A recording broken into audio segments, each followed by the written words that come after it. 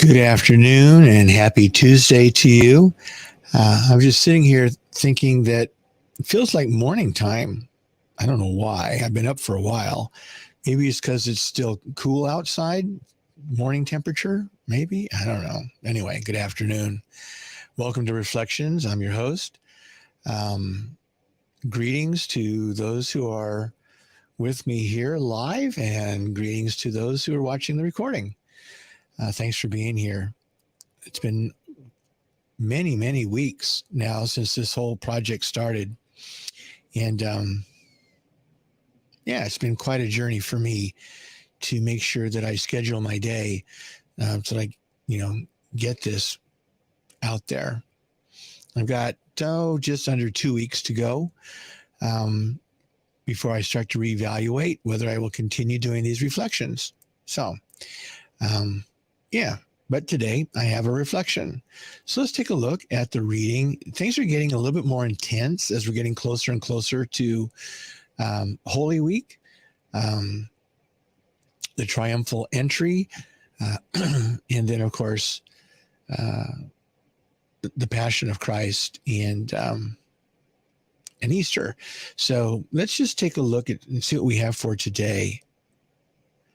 I think a lot of the times that we've looked at these readings, there's been opportunities to learn life lessons. These readings tend to be more about who Jesus is, who he said he was. Let's take a look at this. These are very much back-to-back readings. Each day picks up where the last one left off.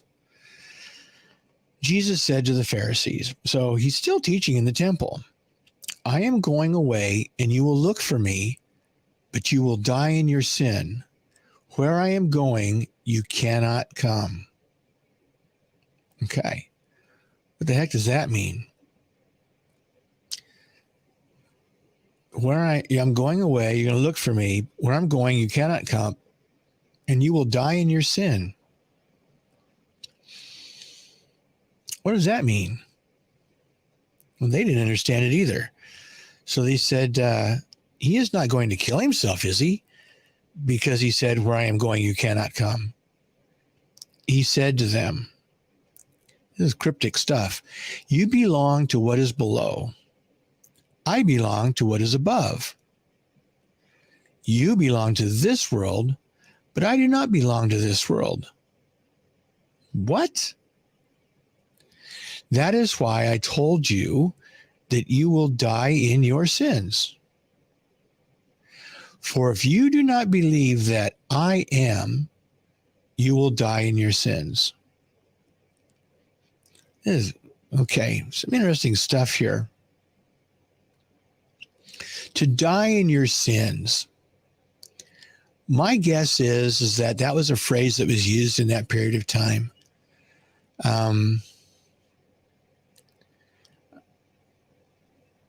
It probably means that, you're just going to die. The Sadducees did not believe in a resurrection, no afterlife, nothing, right? Pharisees did. And I think Jesus is saying here that if you die without believing that I am, and we're going to talk about that in a second, you're going to die. There'll be no afterlife for you. I don't know, man, that's what he's saying. If you do not believe that I am, when Moses was out shepherding for his father-in-law, Jethro, in the land of Midian, he came across a burning bush. If you remember that story, and they had a bunch of dialogue, which is kind of strange. You're talking to a burning bush, not an everyday occurrence. That would freak me out. Anyway, so he's told that he's going to go to Pharaoh, and he's going to demand Pharaoh let his people go. And Moses says, well, who should I say sent me? And the voice from the bush said, I am that I am. So the term I am is a direct reference to God. For if you do not believe that I am, and in the gospel according to John, we find that phrase, I am, in many, many places. One of the best ones, I think, is when he said, before Abraham was born, I am. Direct relationship with God, claiming divinity for himself. For if you do not believe that I am, you will die in your sins. So they said to him, who are you? Okay. So if you remember the readings from the last few days, they keep saying that over and over again. Well, who are you? Who are you? We know where you came from. Everything we know. So who are you? They're really dense. They're dense. They're not, as a friend of mine would say, they're not picking up, but he's laying down. So he tries to explain it to them once again. What I told you from the beginning. I have much to say about you in condemnation, but the one who sent me is true. And what I heard from him, I tell the world. They did not realize that he was speaking to them of the Father. Like I said, I think yesterday, the concept of God as Father was not a common thought in that time period. That would not have been their first thought, that God is Father, that Jesus' Father is God, and that Jesus is God also, which is mind-boggling, to say the least. They did not realize that he was speaking of the Father, so Jesus said to them, when you lift up the Son of Man, then you will realize that I am. So there you have it again. I'm going to sneeze. Hang on, let me mute myself real quick.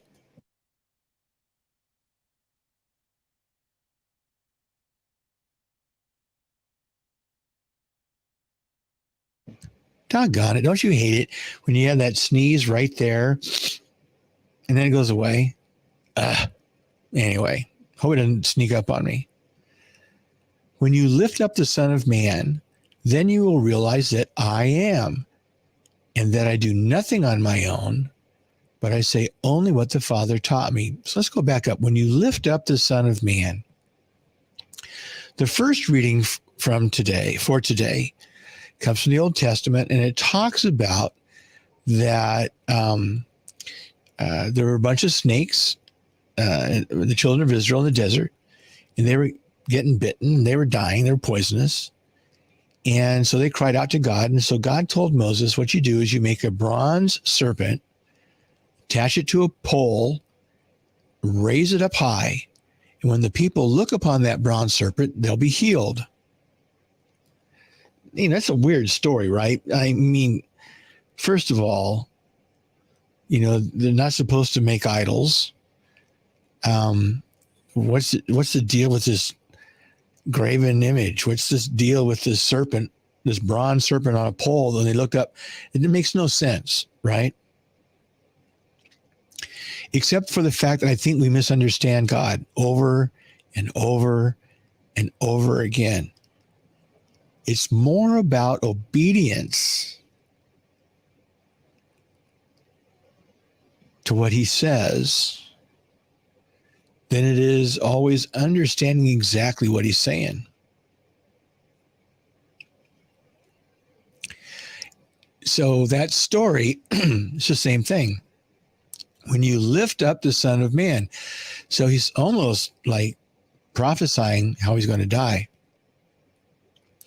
He was put on a cross, and from everything I've seen, they nail the person, or they attach the person to the cross on the ground, right? So they lay the cross on the ground, they put the person on it, and they attach it to him. Sometimes it's ropes. In Jesus' case, it was nails. And then they lift the cross up, right? When you lift up the Son of Man, then you will realize that I am, and that I do nothing on my own, right? The one who sent me is with me. He has not left me alone, because I always do what is pleasing to him. And here's the kicker. Because he spoke this way, many came to believe in him. Wow. What if I was in that crowd? Would I have thought he was off his rocker? Would I have believed him or believed in him? It's hard to say. My guess is that he was very forceful in what he had to say.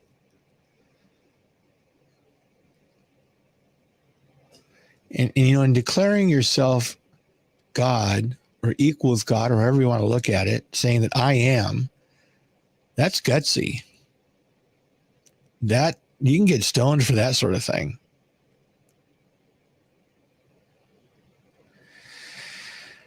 So the church, the people who put together the lectionary, is trying to give us a sense of who Jesus is here. And what it means to look upon the cross. When you lift up the Son of Man, then you will realize that I am. And what does he say up here? If you believe that I am, you will not die in your sins.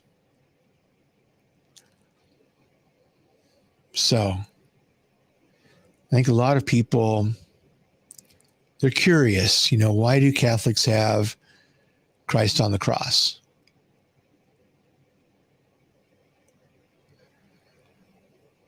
Most Protestants, if they wear a cross, it's just a plain cross. Are we morbid? Are Catholics morbid? Do we keep Christ on the cross without ever getting to the resurrection? What's going on, right? St. Paul says at the beginning of his first letter to the Corinthians, I want to know Jesus Christ and him crucified. And here, in this reading, that when you lift up the Son of Man, and that lifting up, the lifting up of the serpent, and they gazed upon it, they were healed.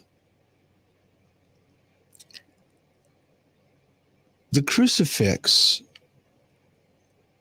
the cross with Jesus on it, and I'm looking at one on my desk right now.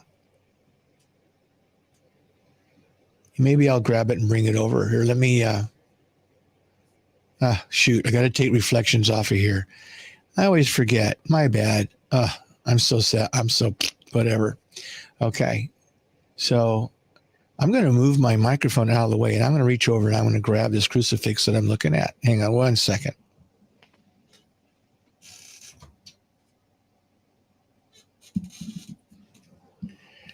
And this is the honest truth. I was not planning. This is not planned. This is what's come to me as we've talked about this. This is what I look at. I made in the Holy Land, I think. It was olive wood. It's got stuff in it, which I don't even remember what it is anymore. I think it says on the back. It says made in Jerusalem. It's got all these little gizmos, stamps on it. Whatever. This, of course, this is a rosary. And this particular one was given to me by a good friend, my best friend's father. It is a rosary that was, as I've been told, well, first of all, it was given to me when I became Catholic, received into the church. It is a Knights of Columbus rosary. And my understanding is that it was blessed by Pope John Paul II, saint. How about them apples?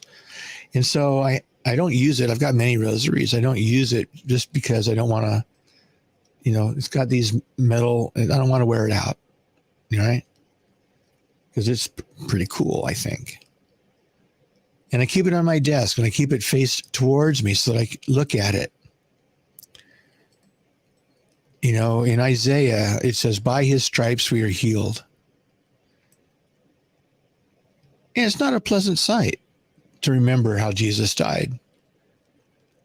But it's the way that God provided for us to be reconciled to himself, to God's self. And as many of the church fathers would say, that God became man that man might become God. And I say man in generic, generically, it's woman. God became human that humans might become God, put it that way. Another person put it, what God is by nature, we can become by grace. He also said, pick up your own cross daily and follow me. This is a reminder, right? And as we gaze upon it, we are healed. And it's not just gazing upon this, but it's gazing upon what stands behind this, right? Which is what we're heading towards soon. In less than 2 weeks, we'll be hitting Good Friday, and it'll be intense. So I keep this on my desk as a reminder.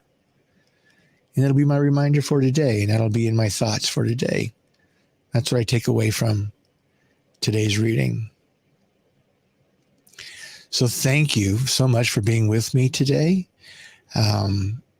live, and you're with me in the recording because, the time is an illusion. I really believe it. So you're here with me in spirit. I will see you tomorrow, God willing.